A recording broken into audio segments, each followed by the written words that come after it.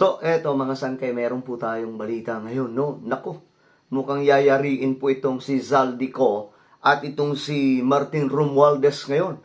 Pag-usapan po natin mga sangkay, dahil nga po itong si BBM wala po talagang sasantuhin. Kahit po ata pinsan, iyayariin. Anyway, bago tayo magtuloy-tuloy sa mga hindi pa po dyan nakakapag-subscribe, makikita nyo po yung subscribe button sa baba ng video na to. I-click nyo lamang po yung subscribe, i-click ang bell, at i-click nyo po yung all. Sa mga nanonood po sa Facebook, i-follow nyo po yung ating Facebook page. Okay, mga sangkay. Ngayon, may na-booking kasi. No, na-booking di umano. Itong mga jet, chopper, ni Romualdez at Zaldico. At ngayon, mga sangkay, sinipat daw po ng Malacanang o nila PBBM. Talagang mukhang tutuhanin po ni PBBM ang kanyang banta ngayon na walang kaalyado, walang kakampi, walang kamag-anak, walang kapamilya dito, mga sangkay sa kanyang pagtugis sa mga kawatan.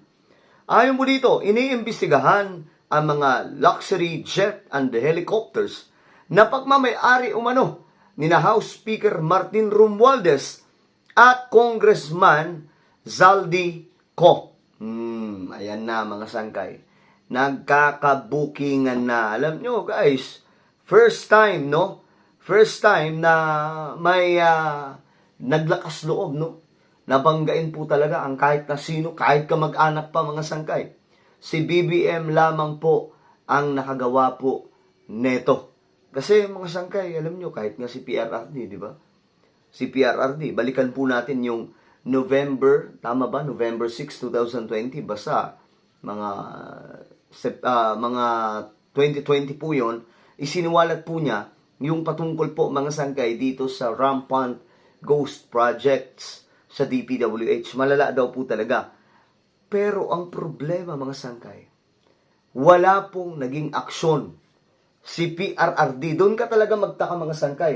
Ano ba ang naging aksyon ni Tate Digong? Wala. Wala po siyang naging aksyon para po talagang namang supilin itong problemang ito mga sangkay. Itong mga magnanakaw. Wala pong napakulong na mga kontratista. Wala pong inimbestigahan na mga kontratista. Wala pong nasibak na mga matataas, mga direktor ng DPWH. Lalong-lalo na po itong secretary, mga sangkay ng DPWH at that time.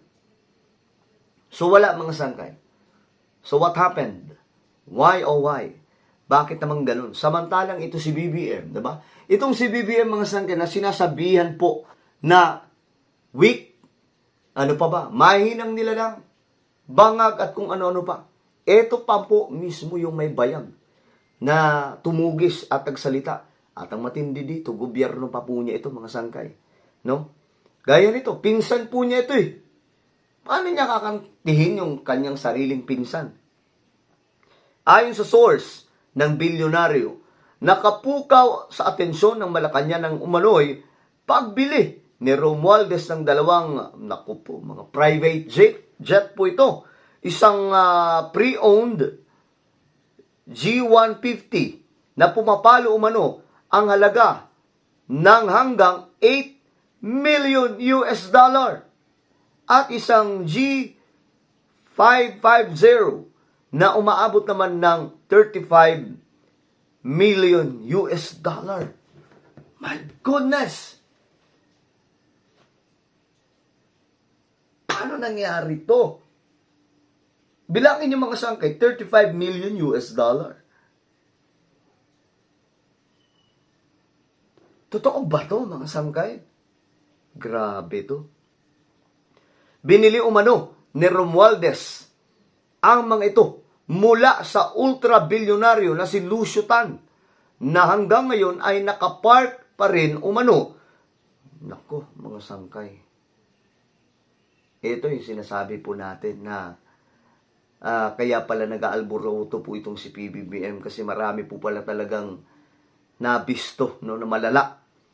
Samantala sa kaso ni Ko, sinisimulan na umano nitong ilipat sa labas ng bansa ang kanyang fleet ng mga mamahaling jet at chopper bago pa man ang crackdown sa mga individual na sangkot sa flood control scam.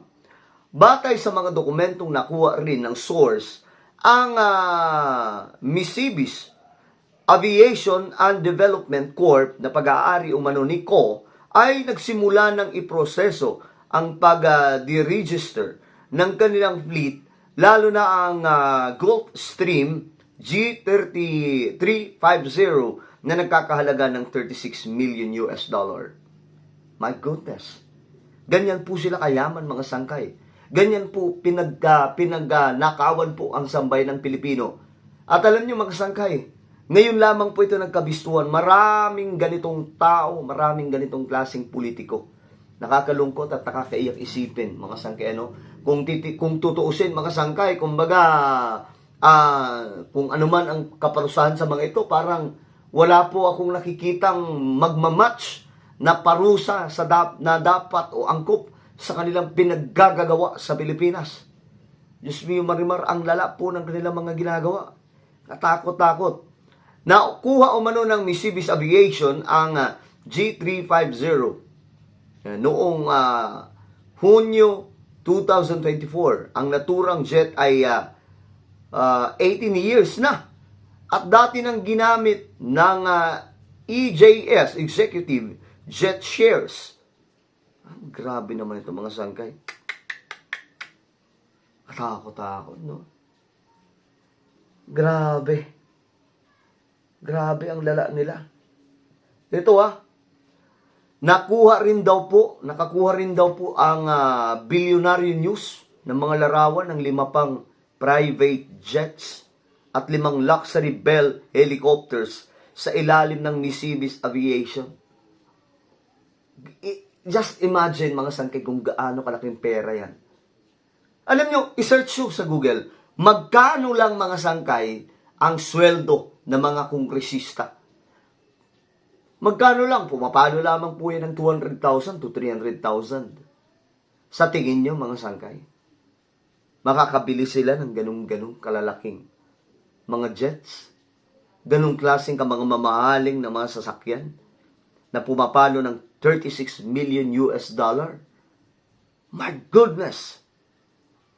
Alam niyo, mga sangkay, siguro sabihin niyo na lahat ng kaparusahan sa mga ito. Pero ang tingin ko dito, wala pa rin pong hihigit. Wala pa rin po akong nakikitang angkop o akma na kaparusahan sa mga taong ito, mga sangkay. Kung tutuusin. Grabe itong mga to. Nakakapanglumo itong ginawa nila. Kaya dapat lang po talaga natugisin ito ni PBBM. Kahit pakakampi, kahit pa po pinsan niya ito. Kailangan po, mga sangkay, may mapanagot. No? Hindi po pwedeng walang mapanagot dito. Kailangan may mapanagot.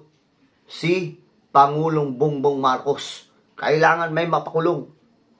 Ang bihira, kulang pa yung salitang yan, mga sangkay, o kapurusan na yan. Sa laki ng kanilang damage sa ating bansa. Nakakapanggigil, ano? Well, ano po ang inyong opinion sa ating napag-usapan ngayon? Comment down below. Huwag niyo pong kailimutan na isubscribe yung ating YouTube channel.